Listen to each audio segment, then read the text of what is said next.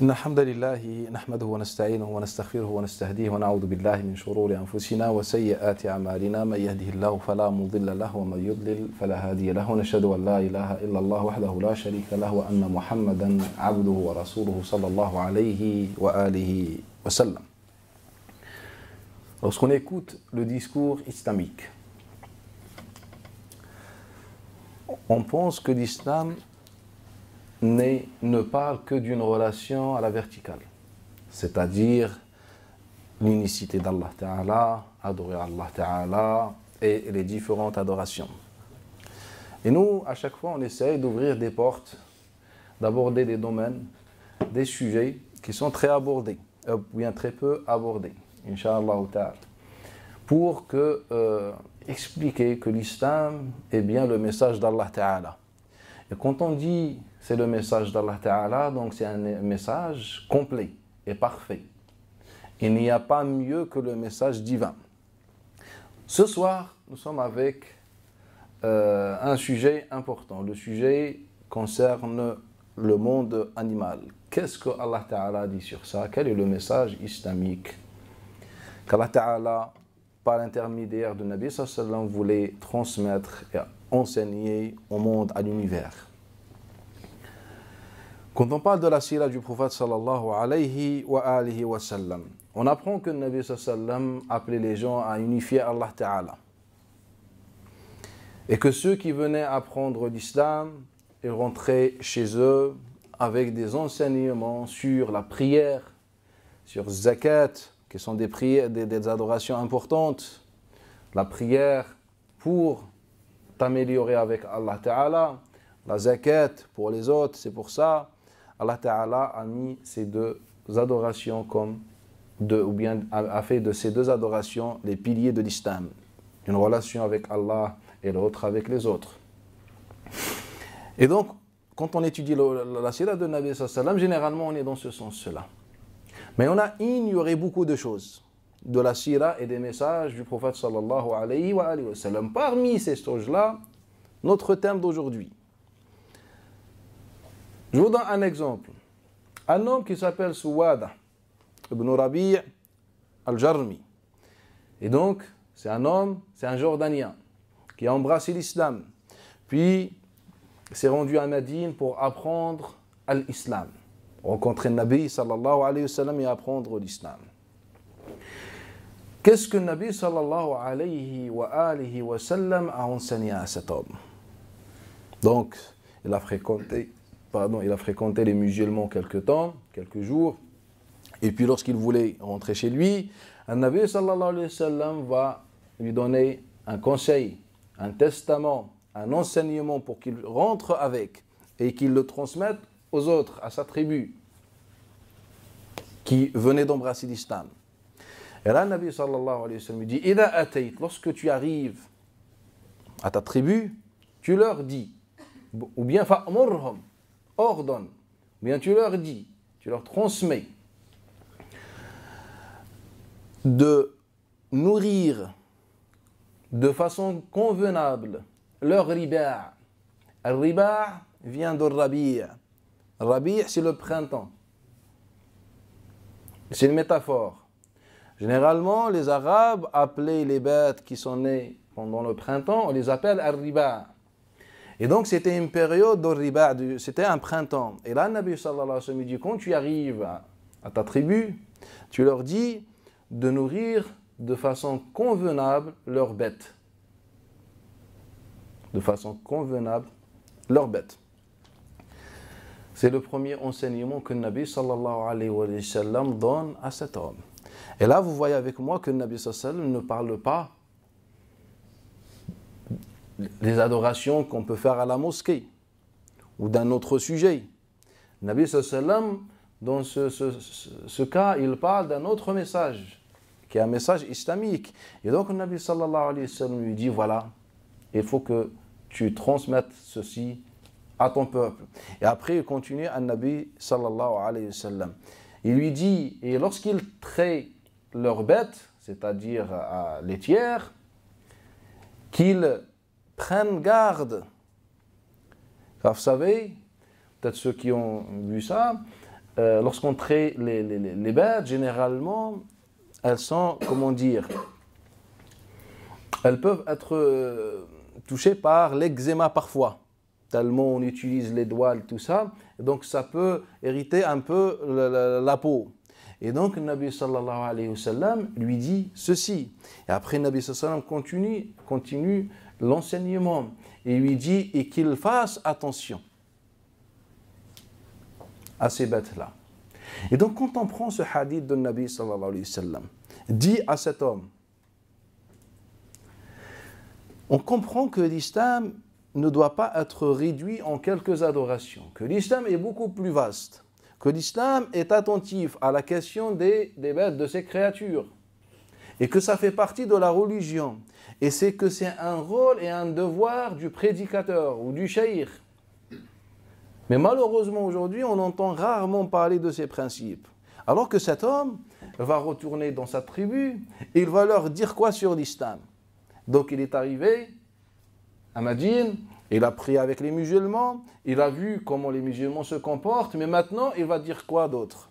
Il va leur dire, voilà, que l'islam nous appelle à être bon avec nos bêtes. Sachant que sa tribu, la tribu de Bani Jarm, venait d'embrasser l'islam. Donc, ils ne connaissent que peut-être la prière et le message général de l'islam. Que l'islam appelle au khayr, ça s'arrête là. Et que l'islam, pour eux, c'est prendre soin des bêtes. Car ce étaient des gens, des éleveurs. Et c'est pour ça que le Nabi sallallahu alayhi wa sallam a insisté sur ce point. Et donc, avec ce hadith, on découvre une autre face de l'islam. Ce n'est pas que prier, jeûner, faire sadaqat et dire des bonnes paroles. Et ce hadith-là reflète ce que Allah Ta'ala dit dans Surat Al-An'am. Allah Ta'ala, ce que Allah Ta'ala dit dans Surat Al-An'am. وَمَا مِن دَابَّةٍ تَمْشِي فِي الْأَرْضِ وَلَا طَائِرٍ يَطِيرُ بِجَنَاحَيْهِ إِلَّا أُمَمٌ أَمْثَالُكُمْ. Allah Ta'ala nous dit quoi? Que toutes les bêtes qui marchent sur terre et tous les oiseaux qui volent de leurs ailes ne sont que des communautés comme vous. Donc Allah Ta'ala est en train de nous dire une parole pertinente, que ces bêtes-là, ces créatures, sont auprès d'Allah Ta'ala des communautés. Et quand on dit une communauté, on parle des droits. Des droits. C'est-à-dire ils ont un droit. On leur doit un respect et un comportement que l'islam va nous dicter. Et donc ce verset, je pense, si on n'a que ce verset-là, je pense qu'il est largement suffisant pour comprendre ce que Allah Ta'ala veut pour les bêtes, de façon générale. Donc Allah Ta'ala considère ces créatures-là comme des communautés. Donc quand on dit une communauté, on parle des droits. On parle d'un haq, d'un droit de vivre et de vivre de façon convenable et d'être accepté. Et ça, c'est ça ce que le Nabi sallallahu alayhi wa sallam avait d'enseigner à la Ummah. Je donne un exemple. Un jour, pour vous montrer que l'islam était très attentif à cette question. Un jour, un compagnon, Qatada al-Asdi, radiyallahu anhu, offre au prophète sallallahu alayhi wa sallam une chamelle. Imaginez cet homme, lorsqu'il va offrir une chamelle. Regardez le Nabi sallallahu alayhi wa sallam ce qu'il va dire. قال لا تجعلها والها. Ne donne pas ou ne fais pas de chagrin à cette bête. Al-wala, c'est le chagrin causé par la séparation entre la maman, la mère, la chamelle et son enfant. Alors qu'on a que Nabi sallallahu alayhi wa sallam n'avait aucune information sur cette bête. En fait, il croise un homme et cet homme lui dit, ya Rasulallah, voilà, j'ai une chamelle pour toi. Et là, Nabi sallallahu alayhi wa sallam pense au chagrin de cette bête, al-wala, ce qu'on appelle al-wala. Et al-wala en langue arabe, c'est le synonyme aussi de l'amour. Car l'une des étapes de l'amour, al-wala, lorsqu'on arrive à un moment, à un niveau où l'amour nous cause parfois des tristesses, etc. Et donc, le Nabi sallallahu alayhi wa sallam considère cette bête comme un être humain. C'est une communauté, comme un être humain. Il pense à son cœur. Et donc, le Nabi sallallahu alayhi wa sallam était attentif, malgré qu'il n'y avait pas,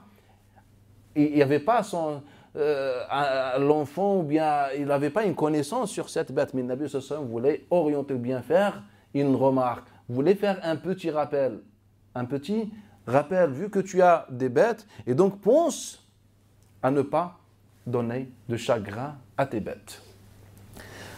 Un jour, Abdullah ibn Mas'ud nous rapporte, comme il rapporte son fils Abdurrahman ibn Abdullah ibn Mas'ud d'après son père. Nous sommes sortis avec le messager d'Allah Ta'ala.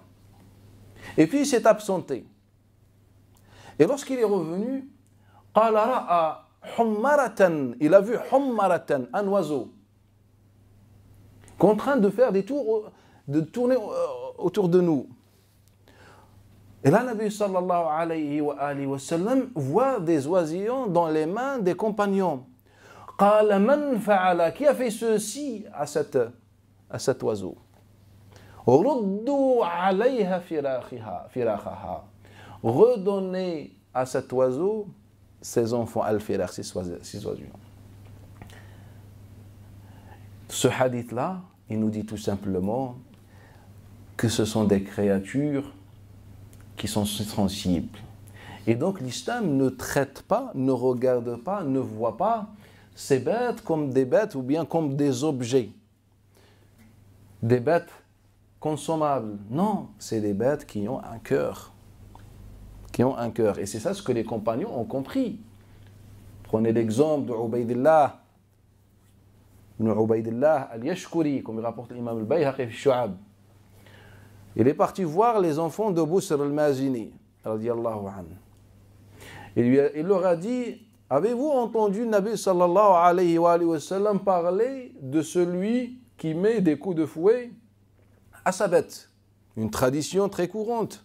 Quand tu prends une bête, tu mets des coups de fouet pour que ça avance plus vite. Avez-vous entendu Nabi sallallahu alayhi wa sallam dire quelque chose sur cela? Avant qu'ils répondent, leur grande sœur a répondu de l'intérieur de la maison. Qalat na'am, moi j'ai entendu. Wa ma min dabbatin tamshi fil ard wa la ta'irin yatiru bi janayhi illa umamun amthalikum. Moi j'ai entendu.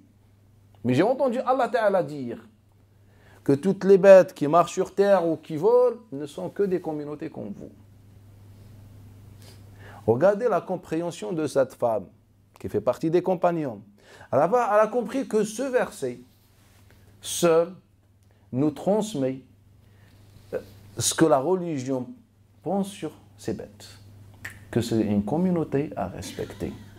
À tel point que Adi ibn Hatim, et je pense que vous le connaissez, qui était un grand prêtre avant son islam, Adi ibn Hatim, qu'est-ce qu'il avait selon vous? Comme il rapporte Mus'ar ibn Kidam, d'après Saïd ibn Shabib, il avait une fourmilière, des fourmis. قال كان يفت لهم الخبز, il leur donnait des miettes du pain. Il y avait des fourmilières et il leur donnait des miettes de pain. قال فربما سألناه, on lui a demandé, on lui dit, Ya Adi, qu'est-ce que tu fais? قال إنهن, les fourmis, إنهن mithluna, elles sont comme nous. Hunna lana jarat, ce sont nos voisines. Wala hunna haqqa, et elles ont des droits. Prenez cet exemple de ce compagnon. Un compagnon qui est en train de nourrir des fourmis. Donc, cette vision n'existait pas avant l'islam, mais elle n'existe pas non plus aujourd'hui. Cette exigence, cette conscience qu'en vérité, ce sont des créatures qu'Allah Ta'ala a créées. Et personne ne vient me rapporter ce qu'on a dans l'authentique, qu'un messager a brûlé, a incendié une fourmilière, vous connaissez. Il a été mordu par une fourmi, etc. Les récits de Bani Israël qui se trouvent dans nos recueils authentiques. C'est la parole de Ka'b al-Ahbar qui raconte. Il trouve dans ses anciens écrits. Mais dans notre religion, ça n'existe pas, même si ça se trouve dans notre patrimoine de hadith, malheureusement. Le Nabi sallallahu alayhi wa sallam a enseigné aux compagnons d'être bons même avec des fourmis. Et cette tradition est restée, est devenue une tradition chez les salafs. Prenez l'exemple, le cheikh de l'imam Malik, Salih ibn Kaysan. Salih ibn Kaysan avait une grande cour, et il faisait à chaque fois, tous les jours, toutes les matinées, il laissait des miettes pour nourrir les oiseaux et les pigeons, pour Allah Ta'ala. Pour Allah Ta'ala. Bref, de façon générale, l'islam a un message pertinent par rapport aux bêtes. Et le Nabi sallallahu alayhi wa sallam était attentif et a pensé à toutes choses concernant les bêtes. Il nous l'a dit, il nous l'a transmise. Comment sacrifier une bête? Comment être bon avec une bête? Prenez par exemple Saïd ibn al-Musayyib d'après Abu Huraira radiyallahu anhu. Le Nabi sallallahu alayhi wa sallam il dit akhiru rihal. Quand vous posez vos bagages sur les bêtes, akhiru, posez vos bagages sur le dos ou bien sur les jambes, c'est-à-dire l'arrière du dos, et pas au milieu, pour que la bête puisse supporter les bagages. Regardez l'intention de Nabi sallallahu alayhi wa sallam. Regardez comment le Nabi sallallahu alayhi wa sallam, même sur cette question, il nous dit voilà, sur cet endroit. Et les hadiths dans ce sens-là sont très notoires concernant. Quand on fait le travail que j'ai fait, quand on essaie de répertorier les hadiths de Nabi sallallahu alayhi wa sallam selon les thèmes, les thèmes et les sujets, en fait, moi ce que j'ai constaté que une très bonne partie de notre islam aujourd'hui ne représente pas l'islam du prophète sallallahu alayhi wa sallam. En fait, on a mis en avant des choses qui devraient être à la fin, quand tu auras le temps, ou bien que quand tu auras fini tout ce que tu avais à faire, là tu t'intéresses à ces choses-là. Nous, on commence par ça. Quand on prend les hadiths, par exemple, dans le sens de notoriété du hadith et la répétition, les hadiths les plus répétés et prononcés par un Nabi sallallahu alayhi wa sallam, etc., par exemple, on trouve que les hadiths sur les bêtes font partie des hadiths les plus prononcés par le prophète sallallahu alayhi wa sallam. C'est des statistiques que j'ai fait personnellement. Mais est-ce qu'on entend parler de cette question? Non. Et la preuve déjà de ce qu'on consomme aujourd'hui, est-ce qu'on s'intéresse à ces bêtes-là? Wahb ibn Kaysan rapporte avoir vu Abdullah ibn Omar. Il passe près d'un berger avec ses bêtes dans un endroit accidenté, dans un endroit ce n'est pas fait pour le pâturage. فقال يا أخي, oh mon frère, crains Allah Ta'ala, اتق الله في هذه الدواب, crains Allah Ta'ala. فإني سمعت رسول الله صلى الله عليه وسلم, j'ai entendu le messager d'Allah Ta'ala dire كلكم راع. Toute personne, tout croyant, tout musulman est responsable sur ce qu'il possède. Voilà ce que j'ai entendu le Nabi sallallahu alayhi wa sallam dire. C'est que ce compagnon a compris ce hadith-là. Et nous, quand on parle par exemple de ce hadith-là, on parle généralement de la responsabilité du gouverneur ou des parents, et on s'arrête là. Ce hadith-là a été rapporté dans ce contexte-là par Abdullah ibn Omar par rapport à un berger qui nourrissait mal ses bêtes. Et donc Abdullah ibn Omar reprend cet homme. Est-ce que nous, aujourd'hui, on s'intéresse sur les conditions de l'élevage des bêtes? Qu'est-ce qu'Allah Ta'ala dit? وَتَعَاوَنُوا عَلَى الْبِرِّ وَالتَّقْوَى وَلَا تَعَاوَنُوا عَلَى الْإِثْمِ وَالْعُدْوَانِ. Surat al-Ma'ida. Entraidez-vous sur la piété et tout ce qui est khayr, et ne vous entraidez pas sur le shar, la ma'asiyah et bref, le sens. Et nous, qu'est-ce qu'on fait? Lorsque je sais que les bêtes, généralement, vivent ou bien dans des conditions très difficiles, et souvent torturées, une torture psychologique. Allah, qu'est-ce qu'il dit? C'est une communauté. Le Nabi parlait de quoi? Du chagrin. Parlait de la sensibilité de la bête. Le Nabi sallallahu alayhi wa sallam, dans le hadith que rapporte l'imam Tabarani في الأوسط d'après Abdullah ibn Abbas. Marra ala rajul, il est passé devant un homme qui voulait égorger sa bête.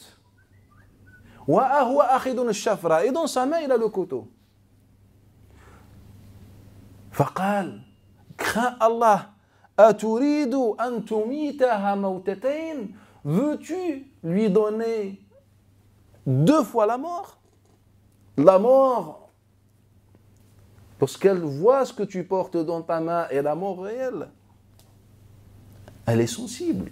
C'est pour ça que le Nabi sallallahu alayhi wa sallam, dans le hadith de Abdullah ibn Omar, le hadith de Abdullah ibn Abbas, le hadith de Anas ibn Malik, les hadiths sont notoires dans cela. Le Nabi sallallahu alayhi wa sallam, lorsque l'un de vous veut sacrifier une bête, قال فليحد شفرته. فليحد شفرة. Shafra, c'est le couteau, c'est-à-dire qu'il prépare le couteau qui soit très tranchant pour que la bête ne subisse pas. فليحد. Et qu'il s'éloigne. Ce n'est pas il vient devant la bête, il prépare son matériel ou ses outils et qu'il s'éloigne. Ce que le Nabi sallallahu alayhi wa sallam disait, le hadith est notoire. Et donc les bêtes sont sensibles.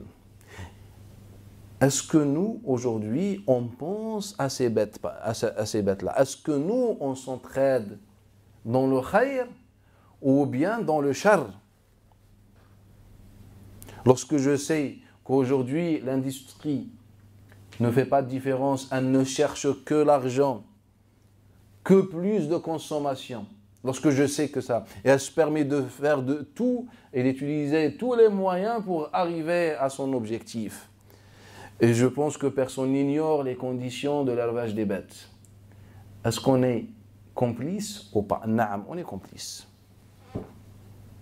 Car nous, ce verset, qu'est-ce qu'il signifie selon nous? Il ne faut pas aider dans la vente d'alcool. Par exemple, les sujets banals que personne ne fait. Donc c'est un acte inexistant pratiquement chez les musulmans. Et donc nous, on donne cet exemple qui n'existe même pas.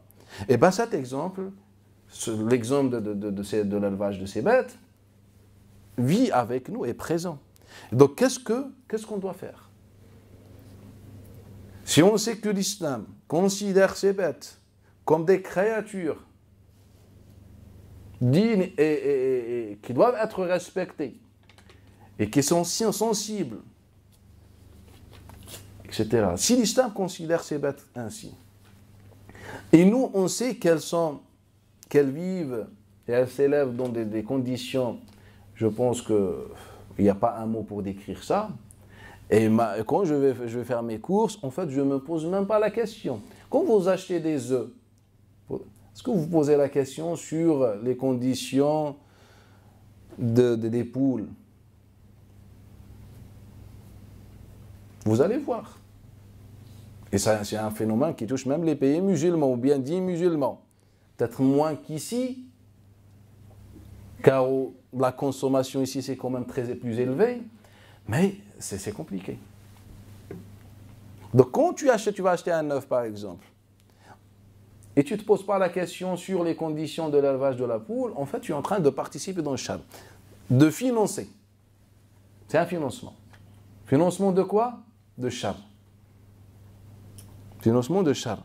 Et on connaît le hadith de Abi Huraira, le hadith de Anas ibn Malik, et c'est un hadith qui est notoire, d'Abu Qatada et d'autres, que chaque bête a été, comment dire, blessée, ou bien à qui on a causé du tort ou bien du mal, viendra le jugement dernier avec des cris. Ya Allah, voilà ce que cet homme m'a causé dans la dunya. Et là, Allah Ta'ala va appliquer sur toi la loi de Talion, la vraie loi, Al-Qisas. Et donc aujourd'hui, moi, je vais faire mes courses et j'achète par exemple de la viande ou du foie gras. Et je ne me pose même pas la question sur les conditions de cette bête. Je suis en train de faire quoi? Je suis en train de participer dans le char et dans le haram.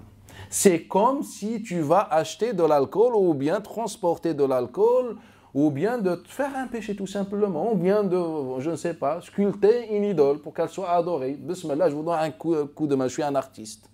En fait, c'est la même chose. C'est la même chose. Donc Abdullah ibn Abbas lui dit, en fait, tu es responsable. Il parle d'un homme qui avait des bêtes dans un endroit un peu pas recommandé pour des bêtes. Il lui dit cette parole. Aujourd'hui, on n'est plus déjà dans ce cas-là. Aujourd'hui, on est dans une industrie très, très injuste.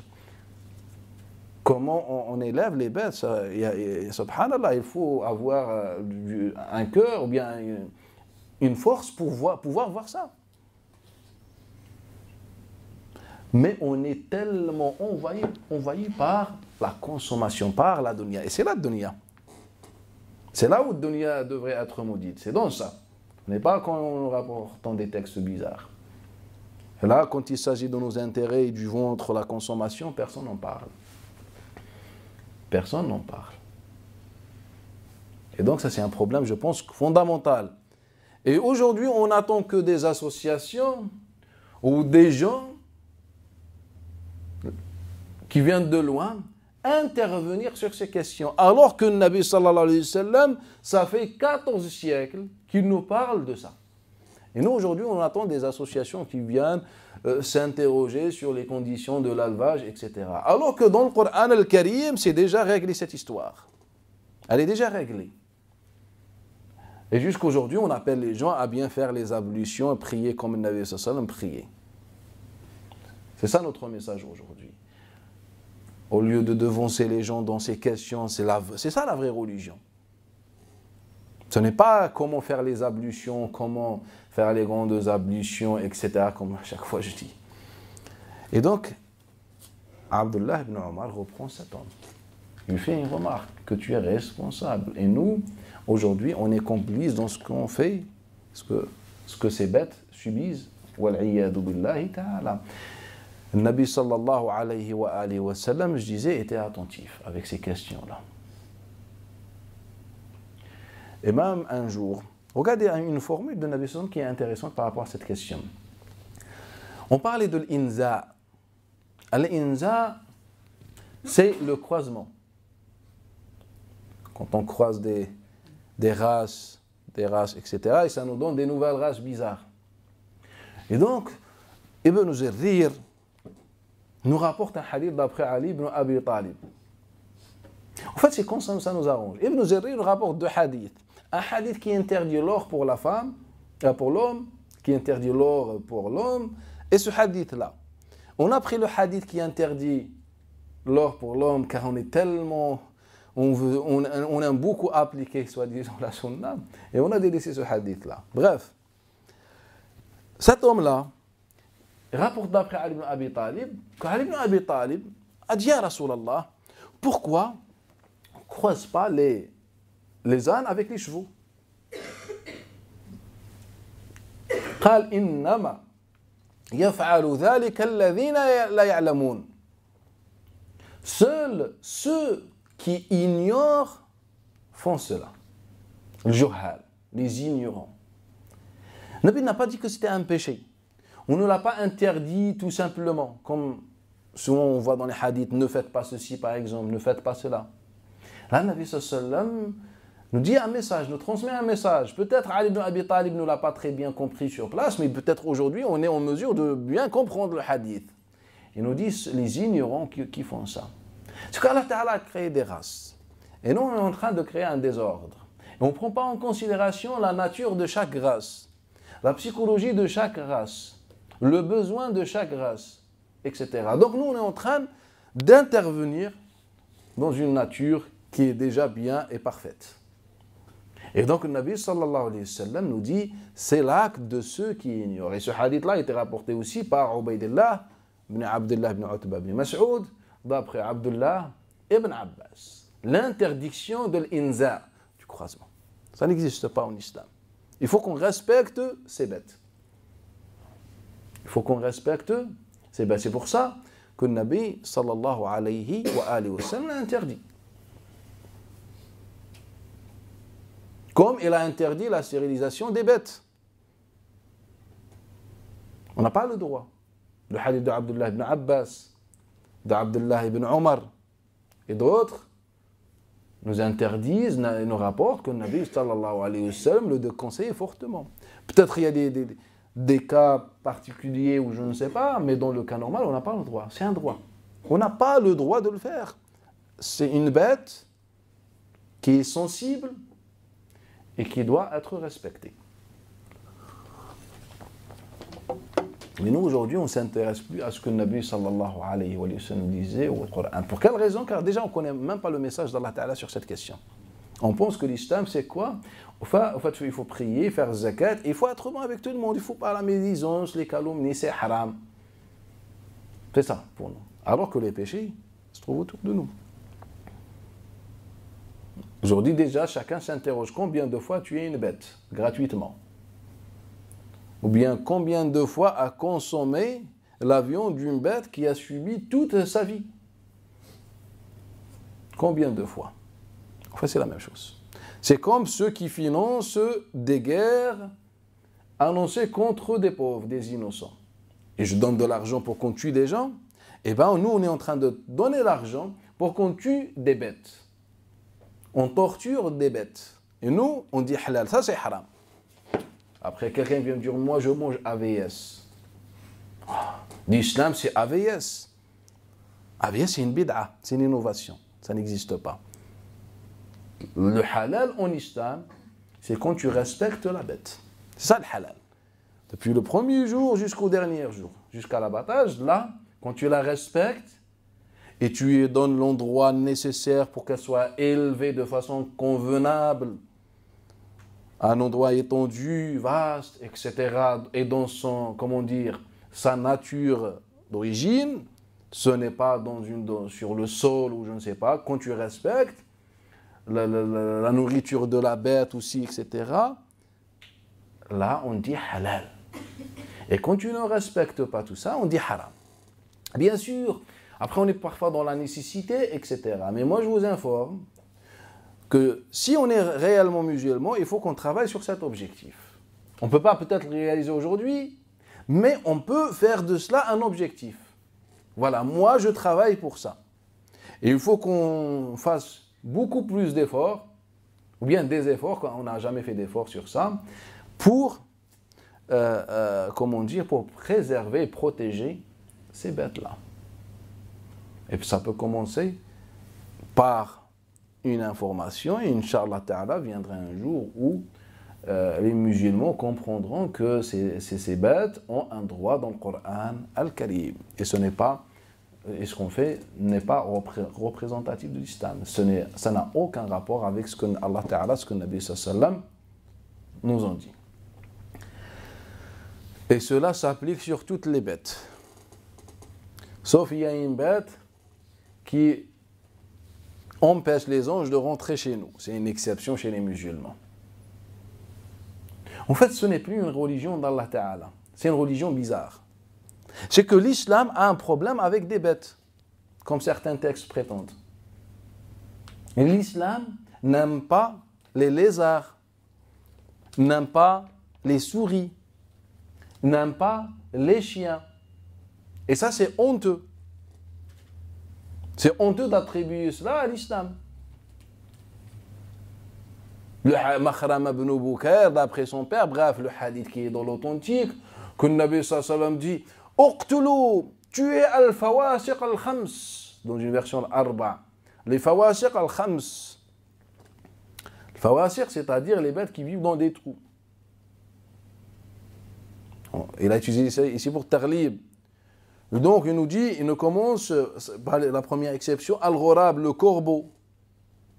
L'autre, comment ça s'appelle? Le serpent ou la vipère. Le rat, le lézard, l'oiseau. Il nous dit, tuez ça. Le scorpion. Et tu viens me dire que... En fait, ce hadith-là contredit le Coran al-Karim et contredit la nature saine de l'homme. Celui qui rapporte ça, ou qui attribue ça, doit être sanctionné. Celui qui attribue ça à l'islam doit être sanctionné. Si c'était son avis à lui, sans problème. Mais quand on attribue ce genre de texte à l'islam, c'est un problème. Et donc, en fait, quand on parle d'un sujet, là, on est en train de parler des bêtes, de ce monde animal, etc. C'est vrai, on a beaucoup de hadiths. Peut-être, j'ai même pas cité 1% des hadiths, mais après, il y a toujours des parasites. C'est ça ce qui est problématique. C'est qu'on se sent toujours à l'aise. Et 99% des cas, c'est pas qu'à 100% des cas, à chaque fois que j'aborde un sujet, dans n'importe quelle intervention, je ne suis pas bien psychologiquement, ou bien je suis toujours perturbé un petit peu. Car je sais même, peut-être ceux qui m'écoutent, peut-être ne sont pas au courant de certains textes, mais je sais qu'il y a toujours des textes qui me contredisent. Mais des textes bizarres comme ces textes-là. Et donc, à chaque fois, je me dis, est-ce que j'évoque tous ces textes? Comment je fais? Et donc, j'essaie d'évoquer quelques exemples. Pour dire, voilà, on est au courant de ces textes-là qui sont honteux, qui sont maudits. C'est des textes qui se trouvent dans les authentiques. Ce n'est pas des textes qu'on a trouvés dans la rue, qu'on a ramassés. Et donc, aujourd'hui, c'est le même cas. Donc là, on parle, masha'Allah, mais on sait que le Nabi sallallahu alayhi wa sallam, on attribue au Nabi sallallahu alayhi wa sallam le hadith qui a été authentifié par l'ensemble des musulmans, que le Nabi a vu un homme qui est en train de suivre un pigeon, il a dit un shaitan qui suit une shaitan. Un shaitan mâle qui suit une shaitana femelle. Donc le hammam, le pigeon, c'est une shaitana femelle, et celui qui... Ils nous disent, Naam, hadith Hassan, Muhammad ibn Amr, d'après Abi Salama, d'après Abi Hurayra.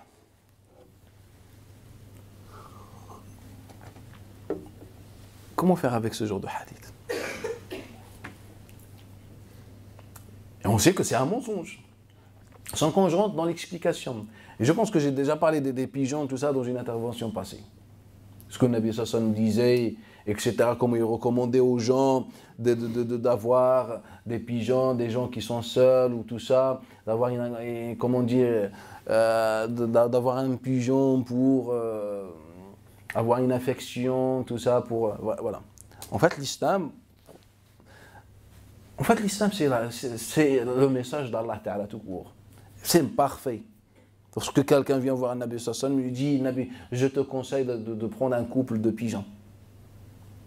Il était triste, attristé, etc. Le Nabi sallallahu alayhi wa sallam dit, prends un couple de pigeons. Regardez la parole de Nabi sallallahu alayhi wa sallam. J'ai déjà parlé de ces hadiths-là. En fait, Nabi, et même le Coran, lorsqu'il dit une communauté, ce sont des communautés, il voulait créer un lien affectif entre l'homme et les bêtes. C'est comme vous.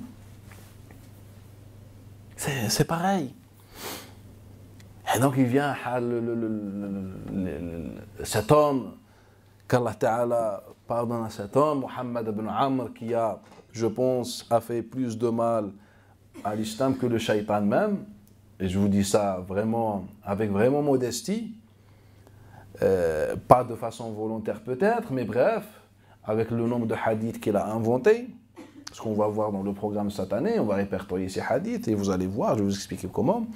Et donc il attribue que le Nabi sallallahu alayhi wa sallam disait sur un compagnon, un shaitan, tu es un shaitan. Ah, donc les compagnons sont des shaitans aussi. Après on va ouvrir une autre porte. Ou bien notre hadith dans lequel le Nabi sallallahu alayhi wa sallam nous dit, ou bien on rapporte que le Nabi sallallahu alayhi wa sallam a ordonné de tuer les chiens. Et que les chiens empêchent les anges. Et que c'est haram d'acheter un chien. Mais Allah, lorsqu'il a interdit de manger du porc, est-ce qu'il a maudit cet animal ou il a interdit de manger sa viande? Nous, on ne fait pas la différence. On pense que, astaghfirullah, khinzir. Même lorsqu'on insulte quelqu'un, on dit quoi? Hallouf.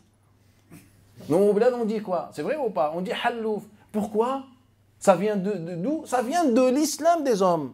On pense que l'islam a maudit cet animal. Et donc on dit, oh, tu es un hallouf, toi. Craignez Allah Ta'ala. Craignez Allah Ta'ala. Il n'y a aucun rapport. Et donc nous, on pense que l'islam a un problème, comme on pense que l'islam a un problème avec le dessin, avec les couleurs, avec les matières, avec le son. Et donc, on pense que l'islam a également un problème avec les animaux. Parmi ces animaux, le hadith que Makhrama a inventé, qui est dans l'authentique, et qui nous dit tuer les 5 bêtes là que j'ai citées. Et c'est un mensonge. Le Nabi n'a jamais dit cela. Ce hadith est rapporté de façon notoire et que le Nabi n'a jamais prononcé cette parole. Et il a dit au pèlerin que le pèlerin, s'il est menacé par, il nous donne 2 points, par le scorpion, vipère, etc., il peut les tuer. Car dans le pèlerinage, on n'a pas le droit de chasser, par exemple. Et donc, il nous dit, voilà, sauf une exception. Si vous êtes menacé, et vous êtes des pèlerins, car celui qui n'est pas pèlerin, qui n'est pas dans le pèlerinage, il n'a pas besoin de ce hadith-là pour se défendre, s'il est menacé. Mais pour les pèlerins, car on sait que tout est haram, le pèlerinage c'est une adoration, et donc, Nabi sallallahu alayhi wa sallam dit, en fait, il y a une exception. Si vous êtes menacé, là, c'est autre chose. Si vous êtes menacé, c'est autre chose. Il vient cet homme, et il invente un recueil, puis les savants disent, machallah, on va voir son recueil, et son hadith passe inaperçu, authentique. Alors que le Nabi n'a jamais dit cette parole. Il vient Suhayl ibn Abi Salih, son hadith se trouve aussi dans nos authentiques. D'après son père, d'après Abu Huraira, il nous dit, celui qui tue al-wazar. Al-wazar, c'est comme le lézard. Au premier coup, il a combien de récompenses de hasana? 70, je pense. Le deuxième coup, en fait, c'est le commerce. C'est les impôts, je ne sais pas. Celui qui tue, le premier coup, il a 70 ou 100, je ne sais pas. Le deuxième coup, il a un peu. Troisième. Et heureusement que déjà ce hadith-là, les savants ont jugé de mensonger. Même s'il se trouve dans l'authentique, on a des savants comme Ibn Adi, etc. Ils nous ont dit, voilà, il est mensonger. On sait de qui c'est Suhayl ibn Abi Salih qui l'a inventé. Ou bien le hadith qui nous dit, et ça se trouve dans l'authentique malheureusement, c'est pour ça que aujourd'hui les gens saints, qui sont en logique, ils s'éloignent de plus en plus de l'islam. Quand ils apprennent ce genre de hadith. Non, heureusement que ceux qui embrassent l'islam ne connaissent pas le patrimoine. Ils ne connaissent de l'islam qu'une idée générale, qui est positive. Que l'islam, c'est la religion d'Allah, c'est l'unicité, c'est être bon, etc.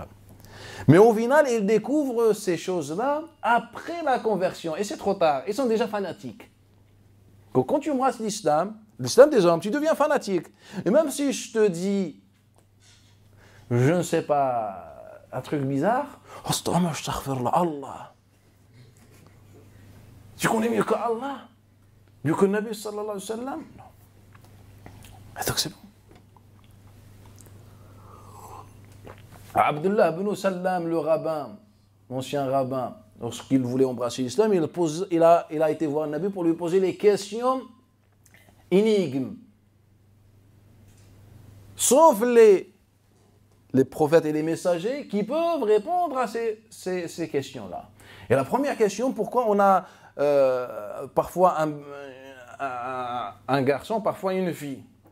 Et là, le Nabi sallallahu alayhi wa sallam va parler d'un rallye, la course. Lorsque le liquide de l'homme devant celui de la femme, c'est un homme, c'est un garçon, dans un garçon. Et lorsque le liquide de la femme devant le liquide de l'homme, c'est une fille. C'est la course. Et nous, on sait que ce n'est pas vrai. Moi, quand j'ai vu ce hadith, ça ne m'a pas posé problème, plus que ça. Au premier temps, quand on était encore dans le monde de ténèbres. Ça ne m'a pas posé problème. Mais le hadith par rapport à son étude scientifique, tout ça, pour moi, était inventé. Déjà, je n'ai même pas besoin d'étudier le sens pour que ça me dérange ou pas. Déjà, le hadith, quand je le vois, ce qu'on est en train de voir cette année, je sais qu'il est inventé. Bref, ce hadith-là se trouve dans les authentiques. Et donc, il y en a qui disent, voilà, c'est un hadith qui est logique. Et c'est vrai, il est logique. Moi, je n'ai pas besoin qu'il soit logique ou illogique pour que je sache si ça vient de Nabi sallallahu alayhi wa sallam ou pas. Bref, mais il y en a qui prennent ce chemin-là, des fainéants. Ils voient avec sa tête, parfois, souvent ils se trompent, parfois ils ont raison. Bref, sur ce hadith, ils disent, c'est pas logique. On répond comment? Astaghfirullah. Tu connais mieux que Nabi sallallahu alayhi wa sallam? Mais les sciences, ça peut évoluer. La science peut évoluer, donc peut changer. Tu connais mieux qu'Allah Ta'ala. La terre est plate. Vous connaissez mieux qu'Allah Ta'ala? Ou peut-être la science que vous avez n'a pas encore atteint la vérité absolue. Peut-être on découvrira un jour que en fait la Terre était plate. Et on dit... Voilà. Les gens, je disais, ils s'éloignent de plus en plus de l'islam à cause de ça. Moi, personnellement, j'ai reçu beaucoup de questions par rapport à ça et que des gens ont déçu l'islam à cause de ça. Qu'est-ce qu'on a avec le chien, par exemple? Quand tu rentres dans un ascenseur, et il y a une dame ou un monsieur avec son chien, tu te colles. On est bizarre. Alors qu'autrefois, les chiens dormaient dans la mosquée de Nabi sallallahu alayhi wa sallam. Le Bukhari, le rapport d'après Zuhri, ou bien d'après Yunus ibn Yazid, d'après Zuhri, d'après Hamza ibn Abdullah ibn Omar, d'après son père. Il dit, je me rappelle, pendant ma jeunesse, j'étais jeune, avant que je me marie, et je voyais les chiens pénétrer dans la mosquée du messager d'Allah Ta'ala, ressortir, et personne ne les empêchait. On est dans la chaleur, et le chien rentre faire quoi dans la mosquée? À l'ombre. On avait les gens de Sofa, et on avait les chiens de Sofa. Pourquoi on ne parle pas des chiens de Sofa?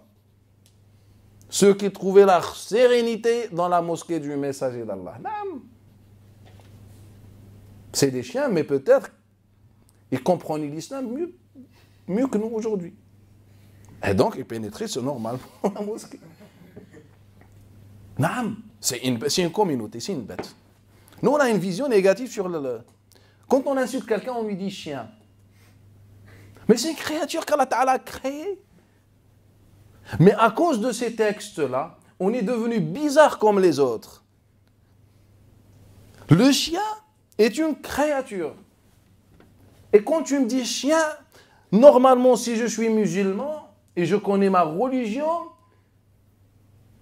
je te pose juste la question, mais je n'ai pas compris. Pourquoi tu me dis chien?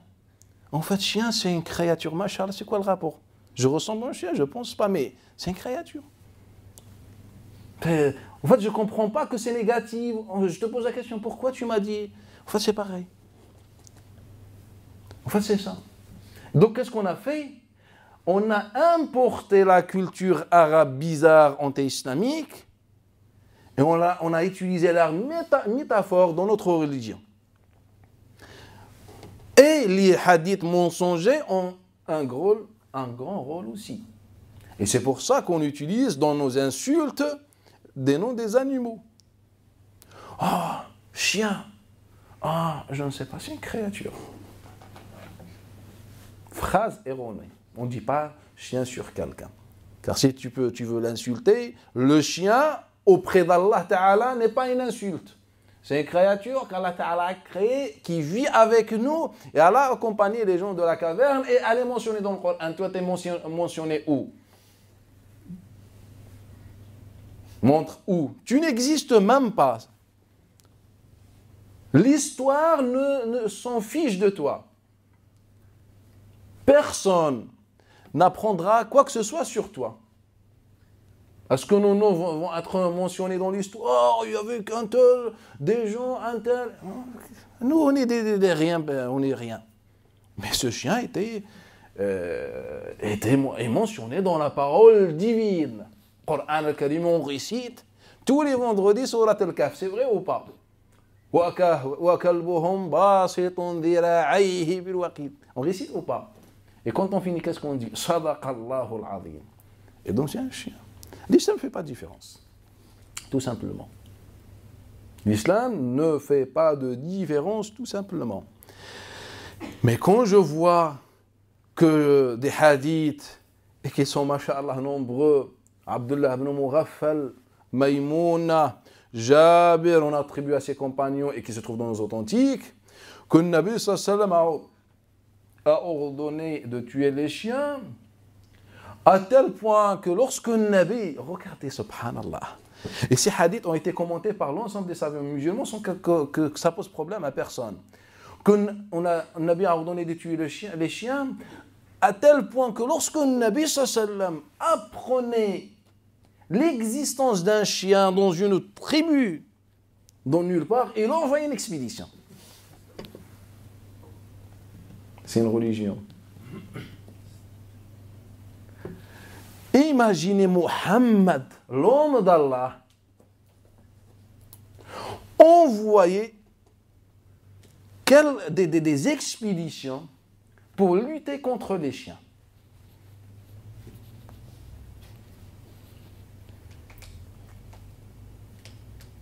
Voilà, je pense que ça n'a même pas besoin de faire un commentaire. Qu'est-ce que vous voulez que je vous dise? C'est pas bon, c'est honteux. Ces propos ne vont pas suffire. Mais se trouve bien dans les authentiques. Ils ont été commentés par les savants. Et que les savants, après, on ont divergé. Donc, au final, c'est abrogé. Donc, c'était une pratique autrefois. Mais quand même, le messager d'Allah Ta'ala luttait contre le phénomène des chiens. Il envoyait des expéditions. Ça se trouve, il y avait même une deuxième Badr, ça va la Badr contre les chiens. Quand on parle des expéditions, une obsession. On faisait le mashoura dans la mosquée pour réfléchir comment peut-on lutter contre le chien. Et donc c'est ça. Et qu'une femme était venue apprendre l'islam auprès de Nabi sallam à Médine, et le malheur, elle était venue avec son chien. Nabi sallam, je veux entendre personne. Tuez tout d'abord le chien. Et c'était un chiot. Je veux entendre, non, appliquer sunnah. Et on l'a tué. Et quand on l'a tué, on s'est reposé, on s'est apaisé. C'est bon, on a appliqué, on a réalisé l'objectif divin. La loi d'Allah Ta'ala est établie. C'est le kitab wa sunnah. Et se trouve dans les authentiques. Mais moi je vous dis par Allah, ce sont des mensonges que le Nabi sallallahu alayhi wa sallam n'a jamais prononcé, ni les compagnons.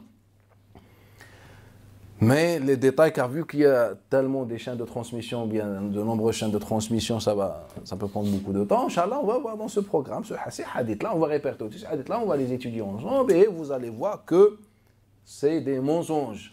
Mais il se trouve dans les authentiques, tous les savants musulmans sont d'accord sur ça.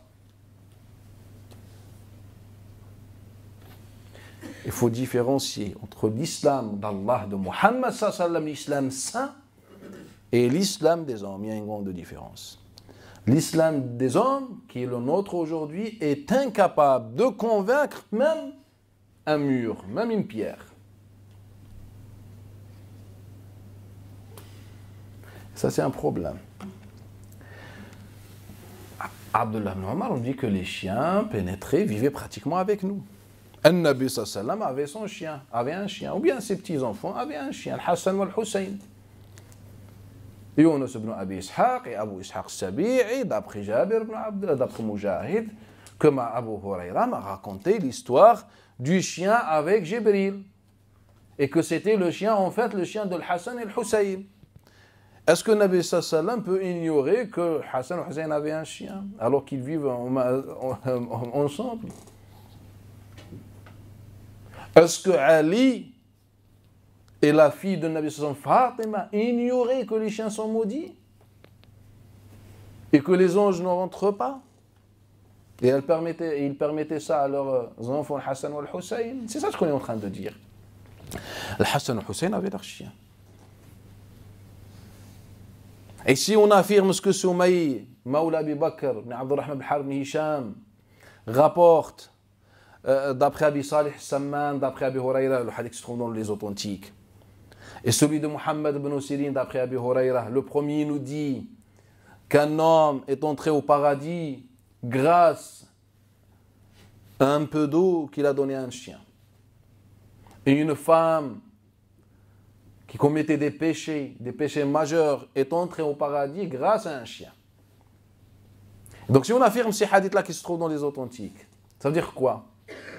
Que nous, est-ce qu'on rentre au paradis pour le khair qu'on fait pour le chien, ou bien en tuant le chien? J'aimerais bien savoir. Car il y a un hadith qui nous dit qu'il faut tuer les chiens. Est-ce que je rentre au paradis quand je tue un chien ou bien quand je donne vie à un chien à boire? Je donne vie à un chien. Donc j'aimerais bien savoir qu'est-ce que l'islam a dit. Comment, ya Allah, moi j'aimerais rentrer au paradis. Comment je fais? Je tue pour rentrer au paradis ou je donne vie pour rentrer au paradis? On ne sait pas encore. Mais cela ne pose problème à personne. Sachant que les deux textes sont authentifiés par l'ensemble des savants musulmans sans divergence. Mais en fait, ça pose problème à personne. Tu peux rentrer au paradis de deux façons. Tue-le, ou bien donne-lui à boire, et quand il boit, tu le tues. Et comme ça, tu as réalisé le message divin. Donne-lui à manger. Tu trouves un chien qui va mourir de faim. Tu dis, viens, tu prépares une bonne gamelle. Et une fois il a fini, Bismillah, Allahu Akbar, et tu l'as. Et tu rentres au paradis avec certitude, car tu as fait les deux sunnahs. Et c'est ça ce qu'on est en train de dire aux gens. Après, il vient l'autre, il nous dit que le Nabi sallam dit les anges ne rentrent pas, ou bien les anges ne rentrent pas à un endroit dans lequel il y a une sura, une photo, une statuette, selon les versions, et un chien. C'est un mensonge. Le Nabi n'a jamais prononcé cette parole. Qui se trouve aussi dans l'authentique. Rapporté de façon pratiquement notoire, non. Mais d'après Abi Talha al-Ansari, ou Talha ibn Ubaydillah, ce n'est pas bon. Et puis par Abdullah ibn Abbas plus tard, ce n'est pas bon. En fait, qu'est-ce qui s'est passé? L'histoire de Jibril alayhi salam, qui est notoire. Il voulait voir le Nabi sallallahu alayhi wa sallam. Mais Jibril au final n'est pas venu. Lorsque le Nabi sallallahu alayhi wa sallam l'interroge plus tard pourquoi il y a Jibril, il lui dit en fait tu avais un chien. Et le Coran al-Karim doit être, comment dire, respecté et révélé dans un endroit saint. Et donc il y avait un chien, donc on dit un chien, peut-être qu'il a fait tout ça, sa saleté ou je ne sais pas, bref. Jibril alayhi salam, voilà, lui a dit le Coran al-Karim c'est dans ça. Il a des conditions.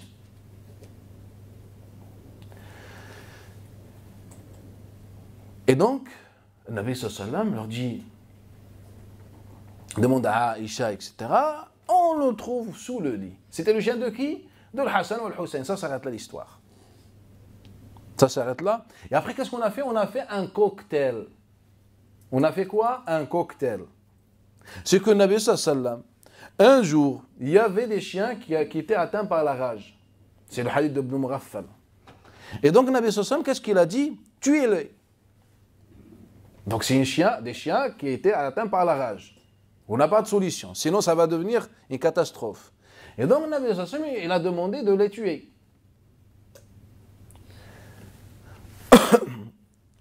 Et puis le lendemain, il ressort. On n'a pas plus de détails que ça, mais il voit une scène et il dit « Mais qu'est-ce qu'ils ont avec les chiens ?» Et donc le Nabi sallallahu alayhi wa sallam s'interroge. Nous, aujourd'hui, qu'est-ce qu'on a avec les chiens? Dans tout nos patrimoines, dans toutes les écoles, tous les avis, il faut tuer les chiens. Et les chiens sont maudits. Et les chiens empêchent les anges. Et je ne sais pas. En fait, il y a un empire de chiens. Et l'islam a horreur de cet empire. Il faut faire le djihad contre les chiens. Car les chiens empêchent les anges. Les chiens. En fait, le Nabi s'est déjà interrogé. Il sort, et on n'a pas un détail dans le récit, mais il s'interroge. Donc on comprend qu'il y a quelque chose qui ne va pas bien. Mais qu'est-ce qu'ils ont avec les chiens? Imaginez que le Nabi avait ordonné de tuer les chiens, comme ça. Pensez-vous que le Nabi sallallahu alayhi wa sallam, sauf si, selon notre patrimoine, le Nabi était un peu fou, ce que notre patrimoine dit, une bonne partie, pensez-vous que le Nabi sallallahu alayhi wa sallam aurait dit, mais qu'est-ce qu'ils ont avec les chiens? Si lui, il avait ordonné ça. Vous voyez ce que je veux dire? Et donc, le Nabi s'interroge, mais qu'est-ce qu'ils ont avec le chien? Ou les chiens? Et donc, nous, qu'est-ce qu'on a fait? Au lieu qu'on parle de ces chiens-là, un ou deux ou trois chiens, je ne sais pas, qui étaient atteints par la rage, Nous, on aime beaucoup généraliser. Le prophète, sallallahu alayhi wa sallam, sans qu'il nous donne la formule, le prophète a ordonné de tuer les chiens. Mais le prophète, déjà, il s'interroge, mais qu'est-ce que vous avez avec les chiens? Et nous, on a généralisé. Il s'interroge, subhanallah. Mais qu'est-ce que vous avez? Et non, ya Rasulallah, nous, on a un problème avec les chiens. Le prophète a ordonné de tuer les chiens. Et donc, qu'est-ce qu'on a fait? Ce hadith-là a ordonné de tuer les chiens. On a fait avec ce hadith un cocktail, un jus de multifruits. Comme ça, avec ce hadith-là, et on a pris le hadith de Jibril, et on a créé un scénario. Et là, le Nabi sallallahu alayhi wa sallam a demandé de tuer le chiot de Hassan ou Hussein, qui vivait avec le Nabi sallallahu alayhi wa sallam, avec Fatima, Ali, dans la mosquée. Un chien qui vivait dans la mosquée. Et là, le Nabi sallallahu alayhi wa sallam, comme ça, il se lève, ah, j'ai envie de tuer le chien, je ne peux pas vivre si je ne tue pas ce chiot. Et donc, qu'est-ce qu'ils ont dit? Voilà, il a tué ce chiot. Et il a dit, ô musulmans, tuez les chiens. Et on rapporte, et c'est là où Nabi Sallam a ordonné de tuer les chiens. Donc on a fait un cocktail. Il vient, un compagnon, il nous dit, le prophète dit que les anges n'entrent pas dans un endroit où il y a un chien. En fait, il n'a jamais dit Nabi Sallam ça. En fait, c'est par rapport à Jibril, et le compagnon a fait sa propre conclusion des choses. Jibril n'est pas venu à cause du chien, et donc qu'est-ce qu'il a fait, ce compagnon? Il a compris de façon générale, il a dit, Nabi sallallahu alayhi wa sallam a fait ça. Et je peux vous assurer qu'il y a des centaines de hadiths qui sont rapportés comme ça par les compagnons. Ce n'est pas méchant. En fait, je rapporte ce que je retiens de la parole de Nabi sallallahu alayhi wa sallam, ça c'est notoire. Ce qu'on a déjà vu dans le programme sur ce hadith, on va le voir et le revoir, bi'idnillahi ta'ala. Et c'est pour ça que les compagnons ne rapportaient pas souvent la même version. Chacun rapportait une version différente selon sa propre compréhension. Et donc, il suppose que le Nabi a dit ça. Alors que le Nabi n'a jamais dit ça. Et le Nabi a vécu quelque chose avec Jibril, alayhi salam. Donc, on a fait un cocktail comme ça. Mais ce qu'on va voir dans le programme, on va suivre hadith par hadith, vous allez voir plus clair. Mais là, je vous donne juste un résumé. On a fait un cocktail et on nous a donné, on a proposé une nouvelle religion aux musulmans. Que le prophète a ordonné de tuer les chiens, et puis le prophète a abrogé ça en disant, non, en fait, je parlais des chiens noirs. Des chiens noirs, donc on a un problème avec la couleur. Vous dites, les blancs sont meilleurs que les noirs. La couleur des gens du paradis, c'est quoi?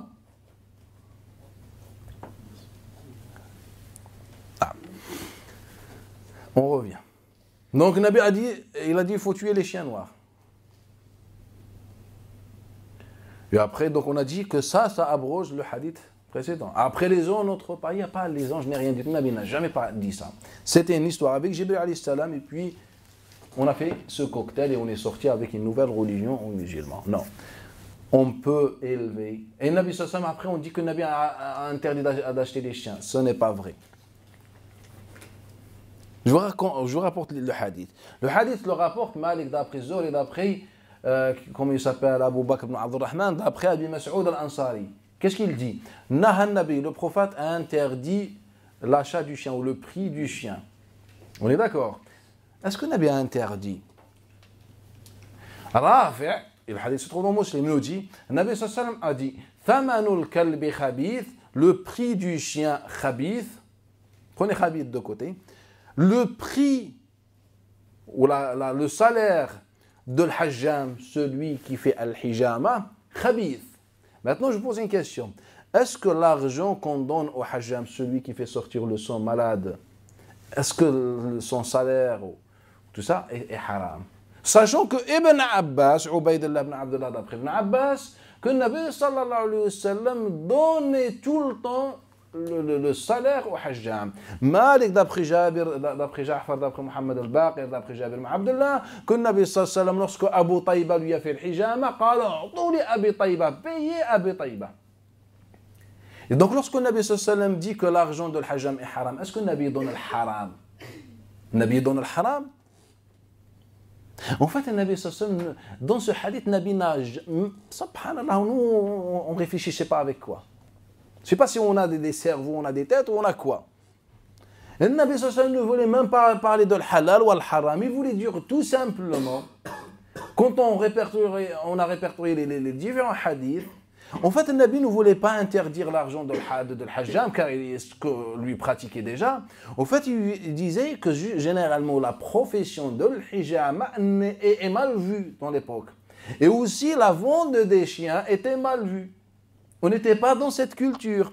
Comme il a dit le même hadith, Athoum l'ail khabith. Il dit la même expression. Est-ce que l'ail est haram? L'oignon est haram? Non. Donc juste ce n'est pas bon par rapport à l'odeur. Et donc le Nabi sallallahu alayhi wa sallam parlait dans ce sens-là. Et tellement on est obsédé par cette vision bizarre, cette culture bizarre, on essaie toujours de donner une dimension juridique aux paroles prophétiques. C'est haram, c'est halal, etc. Arrêtez, subhanallah.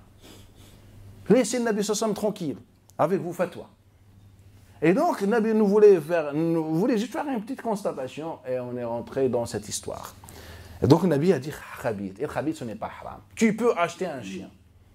Que ce soit un chien de chasse, ou un chien, un petit chihuahua, ou ce que tu veux, tu peux acheter un chien et tu élèves un chien chez toi et il dort chez toi. Les anges rentrent et s'installent chez toi. Et ça s'arrête là. Et le chien n'est pas impur. Sauf si vous me dites que le Nabi sallallahu alayhi wa sallam dans le hadith de Hammam, Ma'mar d'après Hammam, d'après Abu Huraira, Abu Zinad, d'après l'Arj d'Abu Huraira, bref, il dit que lorsque le chien boit laver 7 fois, c'est un mensonge, c'est une parole de Bani Israël, ce n'est pas une parole de Nabi sallallahu alayhi wa sallam.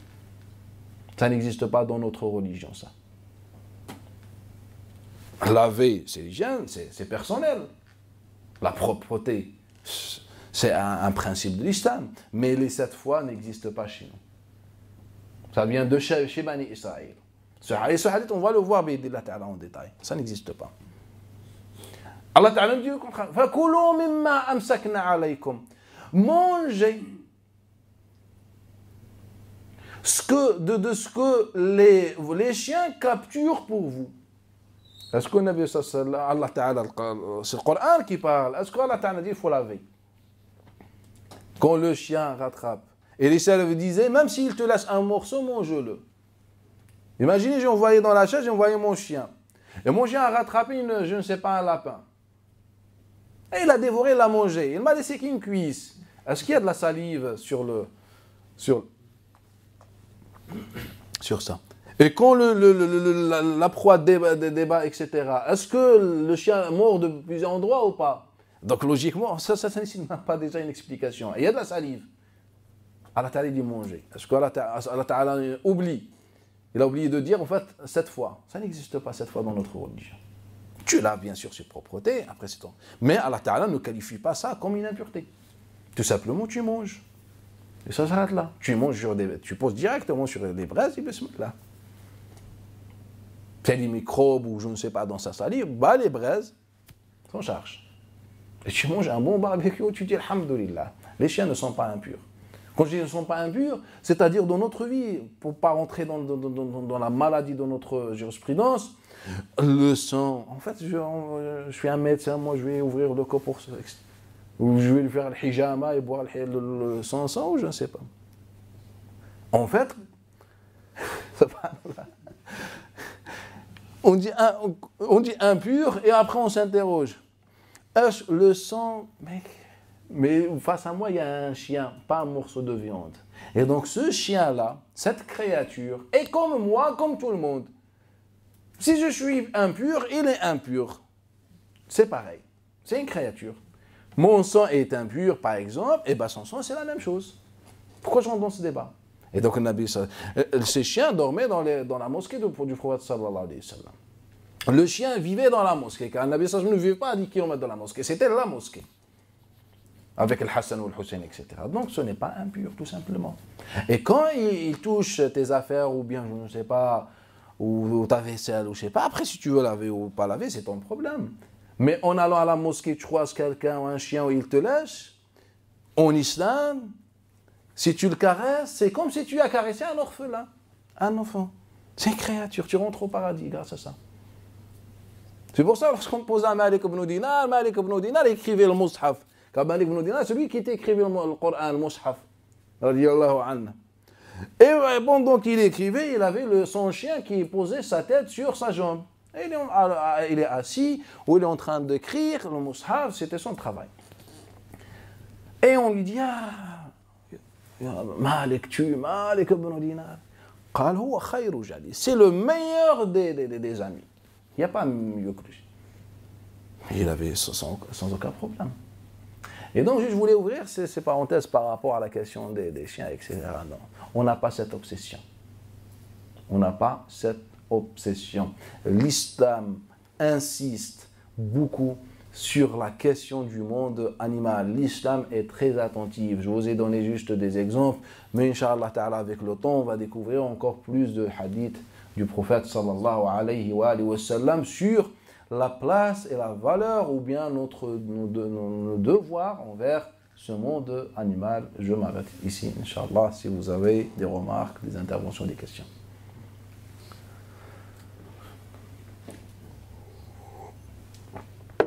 Salam alaikum.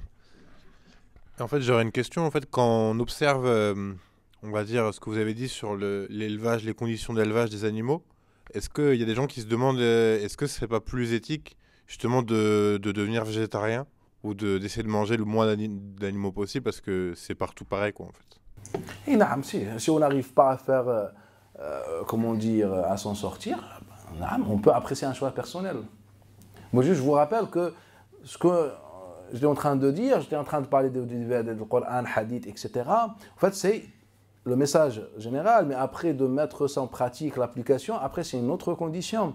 Mais moi, par cette assise, je voulais vous transmettre juste un message. Que, Inch'Allah, ça serait bien qu'on travaille pour cet objectif. Même si on ne le réalise pas aujourd'hui, même si on ne change pas notre consommation aujourd'hui, mais au moins il faut qu'on sache, comme le Nabi sallam l'a fait. Dans l'époque du prophète sallam, on avait encore de la monnaie sur laquelle on sculptait des croix, qui est contradictoire à notre religion. Mais le Nabi sallam l'utilisait bien, la possédait bien chez lui, parfois il y avait les têtes des idoles, tout ça. Mais le Nabi n'a jamais parlé de cette question. Pourquoi? Car il n'était pas en mesure d'apporter une réforme. On était encore nouveau et l'économie n'était pas encore très comment dire, développé. On attend jusqu'à l'époque de Omar ibn Khattab, Omar ibn Khattab va prendre l'initiative de proposer une réforme. Donc, ce que je suis en train de dire, juste on met ça comme objectif, on apprend déjà ça, que l'islam, voilà, nous appelle à ça. Et Inch'Allah, on fait de cela un objectif et on essaye. Et puis, pour les choix personnels, si quelqu'un veut être végétarien, bah, bismillah.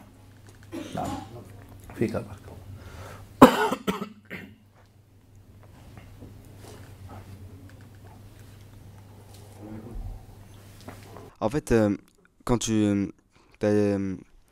que quand tout à l'heure tu as parlé des élevages des animaux, donc est-ce que ça veut dire, quand on voit écrit AVS dessus sur les boîtes et tout, est-ce que ça veut dire qu'il faut qu'on limite notre consommation? On doit éviter d'acheter? Je ne sais pas si j'ai bien compris la question, mais de façon générale, je ne parle pas de la consommation. Si celui qui veut rester dans cette consommation, c'est aucun problème. Donc, il n'y a pas une alternative en islam, on ne peut pas proposer quelque chose. Mais moi, je n'ai parlé qu'un message. J'ai évoqué, j'ai abordé qu'un message. Et donc, après, pour les consommations, chacun est libre. Ça n'a aucun rapport avec AVS ou tout ça.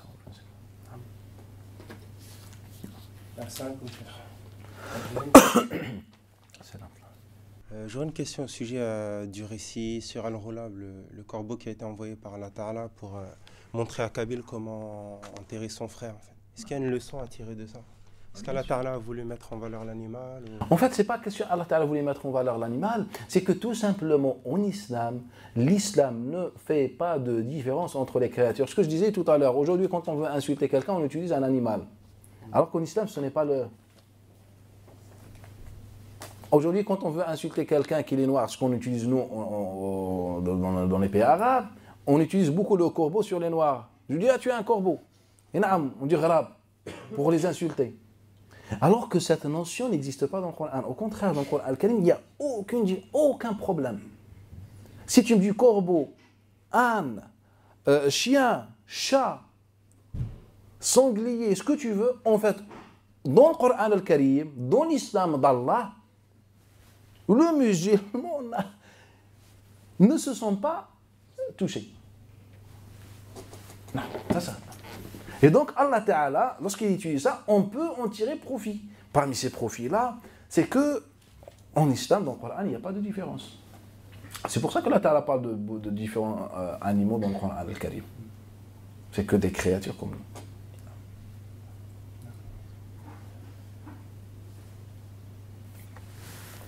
Non.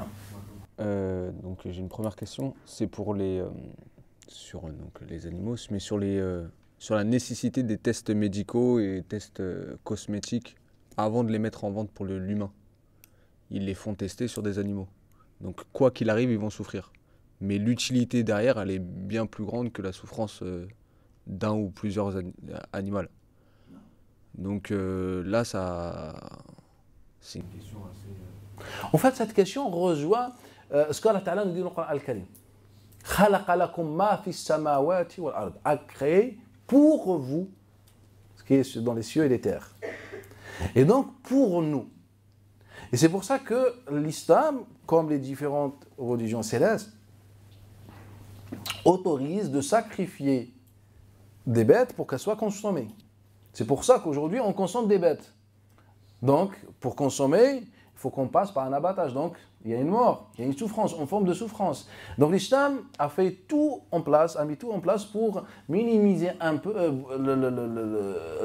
la souffrance de ces bêtes-là. Donc on revient à la même question, on est dans le même sens. Donc pourquoi pas, si on peut consommer, pourquoi pas utiliser de façon que ce soit réglementé, etc., avec des conditions, utiliser des bêtes pour cet objectif noble. Voilà. Ensuite,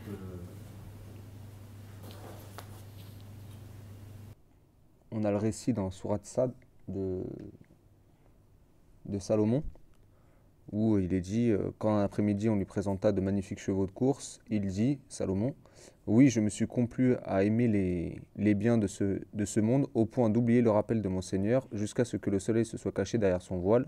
Ramenez-les-moi. Alors il se mit à leur couper les pattes et les coups. Donc par rapport à la conférence, il y aura peut-être une contradiction sur le respect des animaux et... Moi, franchement, avec cette traduction, je ne vois pas de quel verset tu parles.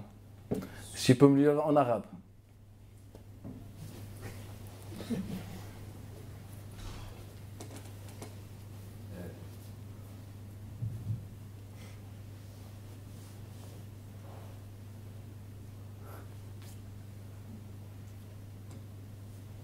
إذا عرض عليه بالعاشية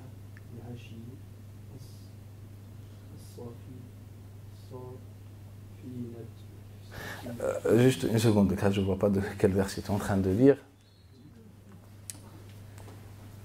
C'est déjà quelle sourate? Oui.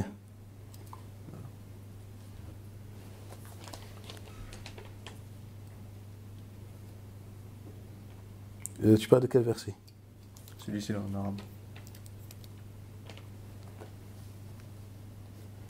Et là, la traduction est là.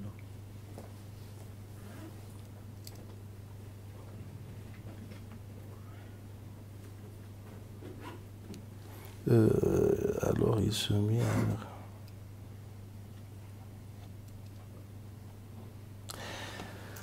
Et là, on revient au problème de la traduction. Car le verset utilise le mot mashan. Et là, si c'est traduit, c'est pour ça que je ne voyais pas de quel verset tu parles. Et c'est traduit, se mit à couper.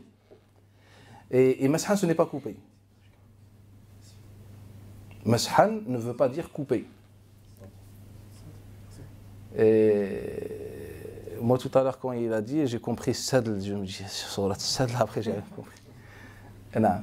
Allah Ta'ala dit fatafiqa mashan. Fatafiqa mashan, c'est-à-dire il s'est précipité à mashan.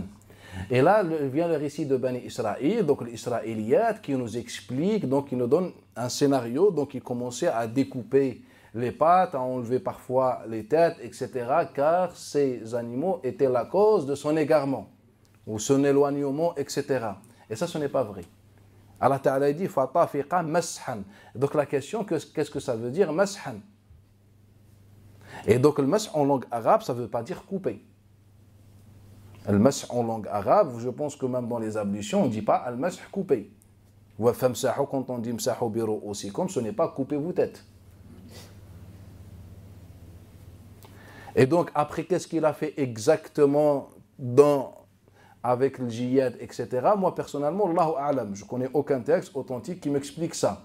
Mais ce qui est sûr, c'est que mas'han a été expliqué de cette façon en se basant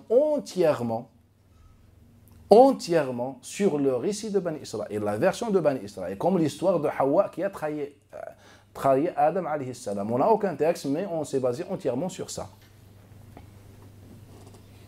Et donc, bien sûr, après, chez les fuqaha, nous, quand ils ont pris en considération ces récits, ils ont dit quoi? C'était dans la religion de Sulaiman alayhi salam. C'était dans la religion de Sulaiman alayhi salam, comme le cas de Idbahu Baqara. Lorsqu'Allah Ta'ala dit Idbahu Baqara, et donc ils ont parlé de sacrifier une bête, ou bien de tuer une bête. Après, on a expliqué de quelle façon ils l'ont tué. Alors qu'Allah Ta'ala nous dit tout simplement Idbahu. Idbah dans le Coran al-Karim, dans l'islam, c'est le dhabh, c'est l'abattage islamique des prophètes avec ses conditions, etc. Et nous, après, on a parlé d'une scène de torture de cette vache, car c'était, je ne sais pas, on est parti plus loin. Et donc, c'est tout simplement, ce n'est pas coupé.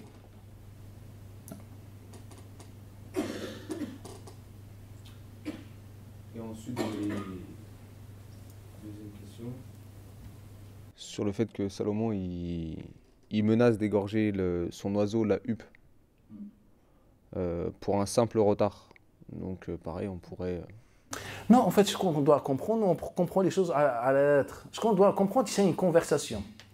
C'est une conversation. Et cette conversation peut être faite avec n'importe quelle personne. Et après, ça dépend de la personne. Par exemple, moi, à mon fils, je dis, soit tu viens, soit je te prive de tes jouets. Et donc, c'est une conversation, ce langage, je l'adapte avec un enfant. Mais un adulte, je ne vais pas lui dire, soit tu viens, soit je te prive de tes jouets.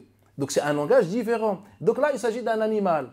Je veux dire quoi? Soit tu viens, soit je ne te donne pas un cadeau.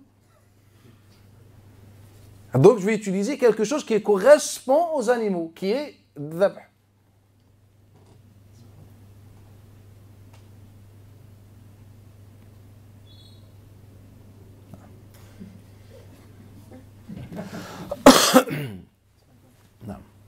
Moi, je voulais juste, ça n'a pas trop de rapport, mais je voulais juste savoir c'était quoi la cause de l'interdiction de manger du cochon. Est-ce que c'est par rapport à la santé ou c'est quoi la cause? Wallahi, ce que je peux dire sur cette question, c'est qu'Allah Ta'ala, lorsqu'il interdit de manger le porc, qu'est-ce qu'il a dit? Dans le verset قُلْ لَا أَجِدُ فِي مَا أُحْيَ إِلَيْهِ مُحَرَّمًا عَلَى طَاعِمٍ يَطْعَمُهُ إِلَّا أَن يَكُونَ مَيْتَةً أَوْ لَحْمَ خِنْزِيرٍ. Donc, Allah Ta'ala, il dit dans son messager, dit que je ne trouve pas ce qu'on m'a révélé d'interdit, sauf deux points, et donc la bête morte, le khinzir et le sang. Et après, il nous dit pourquoi? Car fisq, yani uhilla li ghayri Allahi bih. Il nous dit soit c'est un fisq, soit c'est un risque. Il nous donne deux hypothèses, deux possibilités, ou bien deux raisons pour lesquelles Allah Ta'ala interdit ces choses, ou bien interdit certaines choses. La première chose, c'est al-fisq, la perversité, et il nous explique c'est-à-dire le fait d'égorger, de ne pas égorger une bête pour Allah Ta'ala, c'est-à-dire de ne pas prononcer le nom d'Allah Ta'ala sur la bête et de faire pour une idole ou bref X. Et la deuxième chose, al-rish, et rish c'est ce qui nuit à la santé. Après maintenant la question du porc, moi je pense que c'est par rapport à la santé ou par rapport etc. Mais j'ai pas plus d'informations que ça. Peut-être la science établira ou a établi, ou je ne sais pas s'il y a une étude, ou je ne sais pas, j'ai aucune idée sur ça. Allahu a'lam.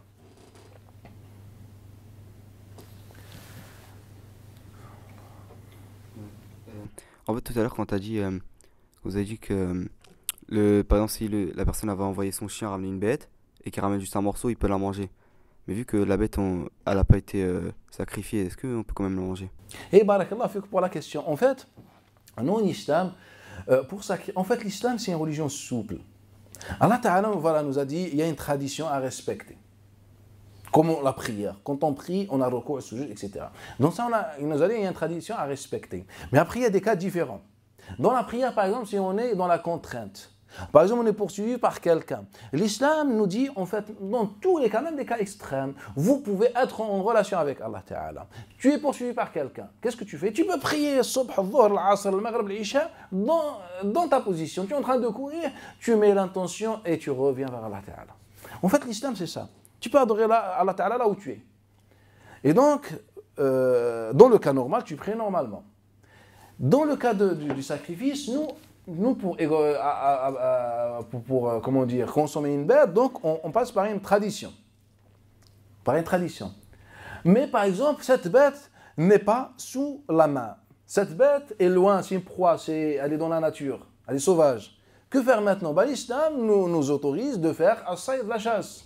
Et la chasse, en islam, bien dans l'époque de Nabi sallallahu alayhi wa sallam, se faisait soit en utilisant des chiens dressés, soit des flèches, des lançons, soit des faucons, barakallahu fik, comme le hadith de Sha'bi d'après Adi ibn Hatim, il a posé la question sur le bazi, le faucon. Ya Rasulallah, parfois j'utilise le bazi, donc comment je fais? Et la quatrième, la dernière, donc soit on utilisait des flèches ou des lances, soit des chiens, soit des faucons, soit des fusils. Naam, il y avait des fusils dans l'époque de Nabi sallallahu alayhi wa sallam. Comment on appelle le fusil en arabe? En langue arabe? Al-bunduqiyya. Le fusil en langue arabe s'appelle al-bunduqiyya. Al-bunduqiyya. Savez-vous de quelle origine? Et dérivé de quel mot? C'est quoi le bunduq? Nous on dit le bandaq. C'est quoi le bunduq? Des noisettes. Les noisettes que vous mangez. Et donc les Arabes avaient une espèce de un tube en métal, et parfois c'était en bois. Après on le lissait, on met une petite matière pour que ce soit lisse à l'intérieur. Et donc on faisait, je ne sais pas exactement ce qu'ils faisaient, mais ils utilisaient ça.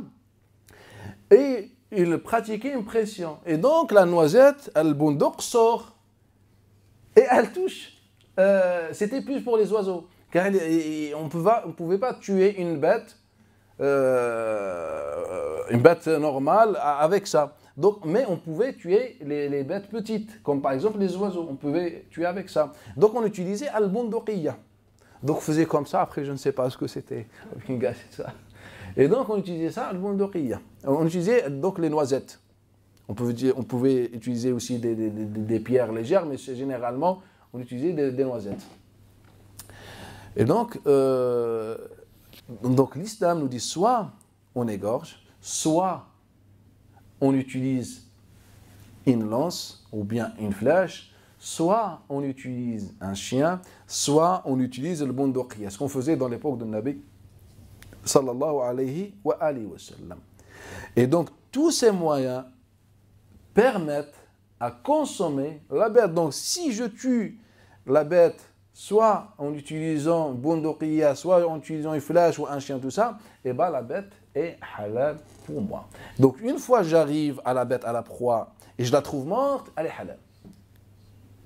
Si je la trouve encore vivante et elle meurt entre-temps, et bien c'est une bête morte. Mais si je la trouve morte, elle est halal. Si je la trouve encore vivante, et maintenant, elle n'est plus une bête sauvage. Donc elle est entre mes mains. Donc maintenant, je pratique la sunna sur ça. C'est-à-dire que je fais la sunna de Nabi sallallahu alayhi wa sallam sur ça. Et donc, c'est pour ça que je disais tout à l'heure, même si il reste un morceau, bah c'est halal. Pourquoi? Car tu as utilisé le moyen ou l'outil autorisé, c'est la bête. Tu as utilisé un chien.